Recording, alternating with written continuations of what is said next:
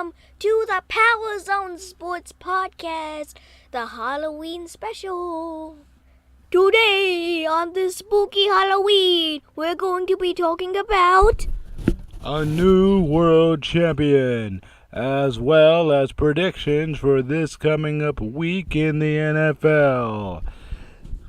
Please like and subscribe for the spooky Halloween, and I'll give this podcast to my brother. Woo! Well, the Boston Red Sox had a historically great season, and they were able to culminate it with winning baseball's World Championship, one of the best regular seasons in history, culminating with the World Championship in 5 games over the Dodgers. And only a wild throw by second baseman Ian Kinsler of the Red Sox is what prevents a sweep by the Red Sox and a home run in 18 innings by Max Muncy, as the Dodgers won the longest game ever played in World Series history.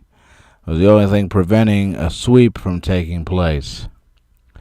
But this World Series, I thought it was a very good series. I thought that it was a good series for all involved. Congratulations to the Red Sox. They had to fight hard. They had to fight a determined Houston team in the American League Championship Series, even though the debate over whether or not that home run by that ball that Mookie Betts was about to catch, and a fan took it over the wall and robbed Mookie Betts probably of an out, or maybe a home run by Jose Altuve. We'll never know what the answer was, and that's a shame, because truthfully, it was going to take a spectacular effort to beat the defending World Series champions, and Boston did it. But for the second consecutive year, the Los Angeles Dodgers have won the pennant, but have come up short in the World Series. 2017, they came up short to the Houston Astros, and this year, 2018, coming up short to the Boston Red Sox. And I really feel like both years, 2017 and 2018, the Dodgers ran into a buzzsaw of an American League team. 2017, Houston Astros were having a historically great campaign. George Springer, 8 home runs in the postseason for Houston in the World Series. And 2018, well, the Red Sox, they were just on fire. Their offense was clicking. J.D. Martinez was clicking. In the 7th game, Steve Pearce was clicking for the Red Sox, as he ended up winning the World Series Most Valuable Player award. And though the Boston Red Sox are back on top of the baseball world, not going to say that's where they should be, but they deserve it after 4 years away from it.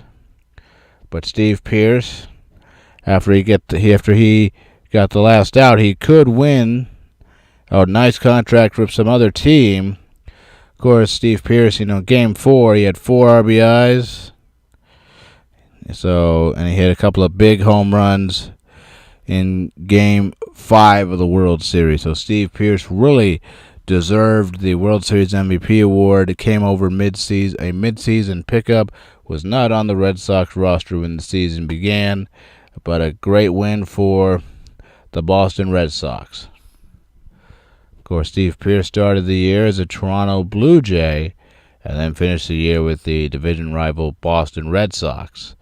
And that 3-run double by Steve Pearce, it's what ended up doing the game in for the Dodgers, when they end up giving up a whole bunch of runs in Game 3.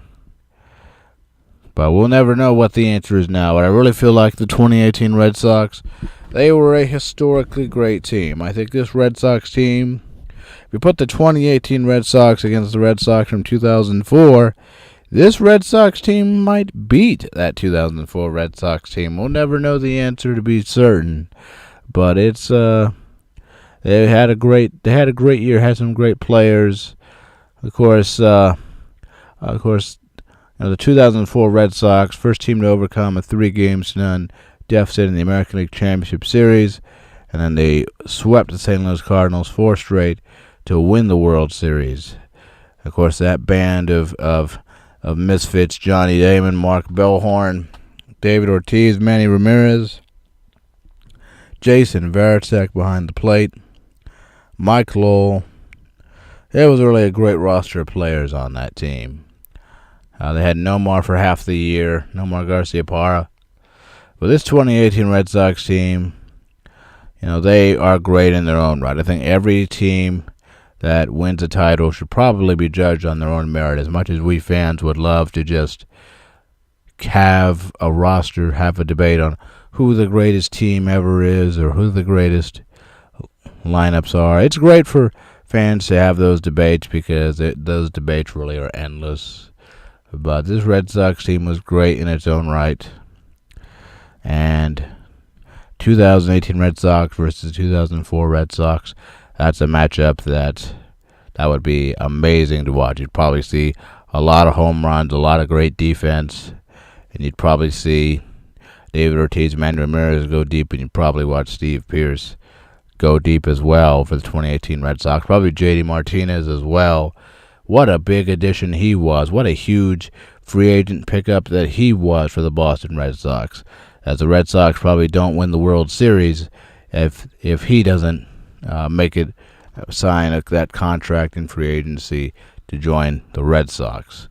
So congratulations to the Boston Red Sox. Congratulations to Red Sox Nation. Fenway Park is about to get another World Series championship banner, which is unbelievable because for 86 years the Boston Red Sox seemingly could not win one World Series title.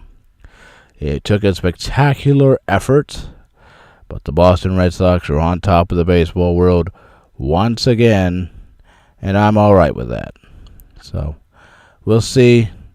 2019 season will be a great one for sure. We're going to find out eventually where will the big talent names go. Will Bryce Harper end up taking his talents to the north side of Chicago? It's going to be an interesting year in free agency, to say the least, and I cannot wait. It's going to be awesome. So this baseball season is in the books, but 2019 is already getting set. Winter meetings and then the free agency period will begin. Well, it was a tough week for Cleveland head coaches as the Cleveland Browns decided to fire Hugh Jackson, and the Cleveland Cavaliers decided to fire their head coach, Tyronn Lue. Tyronn Lue was the head coach of the Cavs when LeBron James led the Cavaliers to the finals victory in 2016 over Golden State, the first victory for a Cleveland's professional sports franchise since the Cleveland Browns of 1964. And Tyronn Lue is out the door after the Cavaliers started the season 0-6 without LeBron James. And Hugh Jackson was fired by the Browns after losing to the Steelers. Who would want a gig in the Browns or the Cleveland Cavaliers right now? Both the Browns seem to be on the perpetual rebuild, although they did get one big win this year, but thanks to Hugh Jackson at the helm. But the Browns went 0-16 last year. They didn't get a single win last year, and Hugh Jackson was stayed on as head coach. Now to fire him at this point of the season, to me, seems rather unfair. And for Tyronn Lue and for the Cavs to fire him after they started the year 0-6 with pretty much nobody on the roster that could help bring them back to respectability at this point. Every time the Cavaliers lose LeBron James, the Cavaliers go into the NBA draft lottery because their team is abysmal without him. But somebody's going to eventually take over. If I was offered a head coaching gig with the Cavaliers or the Browns, I'd probably take it. But there's not going to be very many people that would take a head coaching gig with the Browns or the Cleveland Cavaliers at this point. But hopefully their ownership, hopefully the management will get somebody in there that can turn these franchises around, if for nobody else's sake, but for the fans' sake, who have been having to pay a lot of money to watch these just bad teams take the field. Here are my predictions for Week 9 of the NFL season. I'm going to pick the Oakland Raiders to defeat the San Francisco 49ers. Picking Chicago over Buffalo. I'm picking Carolina over Tampa Bay.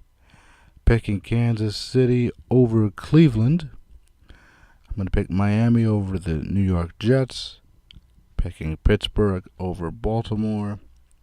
I'm picking Minnesota over Detroit. Picking Washington over Atlanta. I'm picking Houston over Denver. I'm picking Seattle over the Chargers. Picking the Rams over the Saints.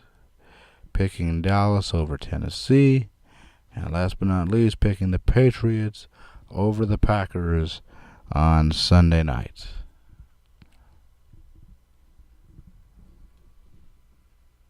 Thanks for listening to the Power Zone Sports Podcast. Please like and subscribe and follow us on Twitter. Our Twitter link will be down below. And I'll see you next time at the next podcast. Bye.